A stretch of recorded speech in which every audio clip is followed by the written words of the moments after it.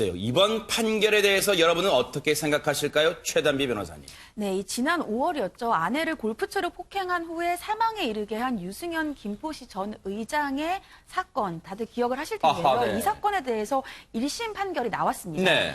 검찰은 징역 20년을 구형을 했었는데요. 1심 재판부가 징역 15년형을 선고했습니다. 하하. 이 검찰의 구형보다 5년이나 형량이 낮은 건데요. 그러네요. 그 이유는 1심 재판부는 수차례 피해자의 외도를 용서하고 살다가 피해자와 내연남이 피고인을 성적으로 비하한 사실을 알게 돼 범행에 이르게 됐다. 그래서 범행의 동기에 참작할 만한 사정이 있다. 즉, 이 전 시의원의 아내가 외도를 했고 이 외도남과 함께 네. 비하를 한 것에 대해서 결정적으로 범행의 동기가 됐다라고 참작을 했고요. 네. 또 범죄 전력이 없고 가족들이 선처를 탄원한 점 등도 고려해서 징역 15년을 선고했다라고 밝혔습니다. 아니, 근데 사실은요. 물론 재판 과정에서 이런 사실이 새롭게 드러나는지는 모르겠지만 애초 사건 때는 아내 외도 부분은 사실 전해지는 않았습니다. 언론 기사를 통해서요. 그런데 아무리 김남국 변호사님 아무리 그렇다 하더라도 아내 외도가 정상 참작의 원인 그것도 검찰 구형량보다 5년이나 낮출 그런 이유가 될까요? 이해를 좀 할 수 없다라는 그런 생각이 드는데요. 뭐 법원에서 양심과 자유에 따라서 이렇게 판단한다라고 이야기를 하지만 사실은 마음대로 양형을 정할 수 있는 것이 아닙니다. 네. 대법원 양형위원회에서 양형 기준을 정하고 있고요. 살인죄와 관련되어서 물론 동기를 참작할 수 있도록 되어 있지만 네. 이 동기라고 하는 것은 살인을 정말 생명을 뺏는 것은 말이 안 되지만 네. 그럼에도 불구하고 동기의 부분에 있어서 참작할 만한 고려할 만한 사정이 있는 경우거든요. 네. 그러니까 예컨대 가족과 살인을 한 어떤 피고인이 본인의 어떤 가족에 대해서 피해를 입어가지고 그것을 뭔가 보복을 하기 위해서 네. 예를 들면 이런 일이 있어서는 안 되겠지만 자신의 딸이 성폭행 당했다라거나 이런 것들을 응징하기 위해서 했다라고 한다면 무엇인가 참작할 만한 사유가 있다라고 가끔 뭐 영화 소재로 나오기는 한 그런 내용이잖아요. 네. 그런 건 되겠지만 지금 이것은 아내의 외도를 이것을 참작할 만한 사유로 삼았다는 거, 동기로 삼았다는 거 좀 납득이 가지 않고 기존의 어떤 양형위원회에서 정한 그런 어떤 동기를 고려할 만한 사정인지는 조금 납득이 가지 않는 것 같습니다.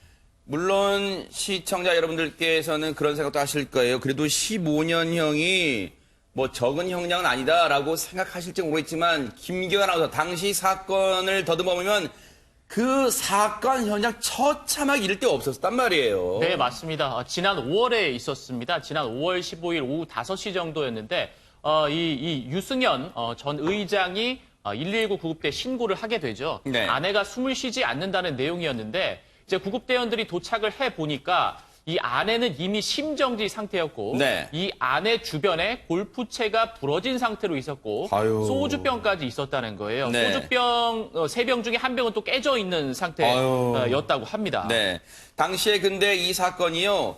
처음에는 살인 혐의가 적용되지 않았다는데 왜 그런 겁니까? 최단비 변호사님. 이 처음에는 발견이 됐을 때 이 시의원 같은 경우에는 본인은 아내를 살해하려는 의도가 전혀 없었다. 그리고 골프채로도 아내를 팔과 다리를 몇 차례 이제 폭행을 했는데 아내가 사망을 했다. 이렇게 아하. 주장을 했습니다. 네. 그래서 처음에는 살인의 고의가 없다라고 보고 검거 당시에는 폭행치사 혐의를 적용을 했어요. 그랬다가 이게 골프채 같은 도구이기 때문에 구속 당시엔 상해치사 혐의가 바뀌었다가 아하. 수사가 끝나고 검찰로 송치를 할 때는 살인 혐의가 적용이 된 거죠. 이번 재판에서도 그렇기 때문에 결국은 살인의 고의가 있었는가가 굉장히 중요한 쟁점이었습니다. 네. 근데 법원에서는 살인의 관련된 단어를 이 전 시의원이 범행 전에 검색을 했고 네. 또 골프채가 부러진 게 무려 2개나 있고요. 네. 아내를 부검해 본 결과 폭행으로 인해서 심장 파열이 결정적인 사망의 원인이다. 이러한 여러 가지를 고려해 봤을 때 살인의 의도가 있었다, 고의가 있었다라고 충분히 볼 수 있어서 네. 이번에 살인의 혐의가 적용이 돼서 15년형을 선고한 것입니다.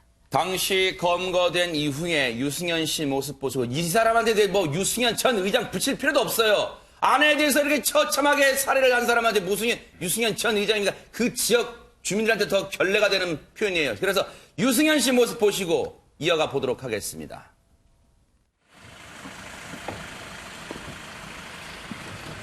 혐의 인정하십니까? 아내 살해하려는 의도가 있었나요? 골프채까지 사용한 이유가 뭡니까?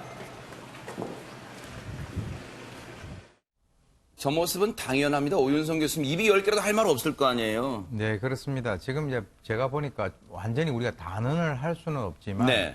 아마 이제 그 뭐 외도와 관련돼서 두 사람 사이에 갈등이 있었다라고 하니까 평소에도 아마 폭행이 있었을 가능성은 있다라고 저는 봅니다. 사실 뭐 아내가 외도를 하는 그 상황에서 남편의 어떤 그 심정이라고 하는 것은 뭐 일순 우리가 이해를 할 수 있는 부분도 있지만 그렇다고 해가지고 이혼을 하면 될 것이지 저런 식으로 사람을 살해한다라고 하는 것은 상당히 문제가 있다라고 보는 것인데 네. 지금 이제 뭐 이미 뭐 심장 파열에다가 갈비뼈 골절 그리고 이제 골프채 2개가 부러졌다라고 하는 것은 실제로 이제 그 골프채를 하나 사용하다가 부러졌는데 또 다른 걸 또 사용하다 또 부러졌다는 거 아니겠어요? 네. 그리고 이제 가장 핵심적인 것이 이 그 자기 아내에 대해서 119에 신고를 할 때 바로 신고를 한 게 아니라 네. 약간의 어떤 그 2-3시간 있다가 신고를 했단 말이죠. 네. 그렇다면 지금 당신은 본인이 뭐 그 살해 의도가 없었다라고 얘기를 하지만 네. 뭐 재판부에서도 그걸 수용도 하지 않았지만 네. 당시에는 아마 죽이고 싶었을 것이고요. 아하. 그렇게 하면은 죽을 수도 있다라고 하는 그것을 충분히 인식을 했다라고 한다면 이 살인의 미필적 고의가 충분히 있다라고 하는 그런 측면에서는 정말 이번에는 불행하고도 잔혹한 그런 범죄다 이렇게 볼 수 있습니다. 네. 그런데요, 이 유승현 씨의 평소 행동이 이 사건이 터지고 나니까 어떤 생각이 드냐면요.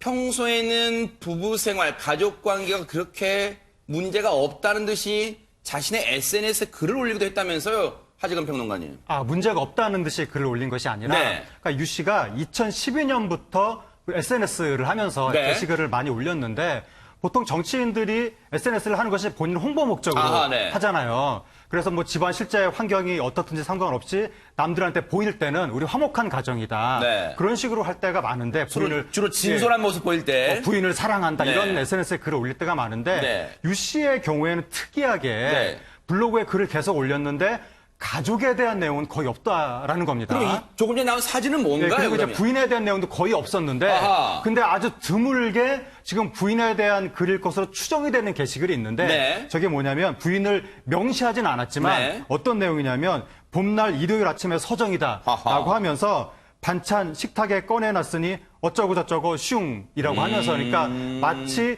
부인이 밥도 차려주지 않고 반찬만 올려놓고 일요일 날 아침에 나가버렸다라는 식으로 부인이라고 명시하진 않았지만 그래서 완곡하게 부인에 대한 불만을 표출하는 것처럼 아하. 근데 보통 정치인들이 거짓으로라도 쇼윈도 부부라는 말을 들을 정도로 일부러라도 화목한 모습을 연출을 하는데 저렇게 불만을 표출할 정도라면 아하. 상당히 평소에 부인에 대한 어떤 우라가 누적이 됐겠구나. 네. 그게 유추가 되는 겁니다. 그렇군요. 제가 다르게 해석했군요. 저 모습이 화목한 게 아니라 내가 여러분 제가 이런 대접 받고 삽니다. 같이 사는 사람한테 아마 그렇게 뭔가 어필하려고 했던 것 같은데 그런데 이런 내용만 있는 거예요. SNS에 어떻습니까? 김기혁 아나운서. 아닙니다. 뭐 시를 연상시키는 글도 있고 어떤 사건에 대한 본인의 생각도 이제 적어놨는데 그중 또 하나를 살펴보면요. 심어놓은 꽃들은 숙녀의 자태로 매일 아침 입장하는 나를 신랑으로 만들어 놓는다.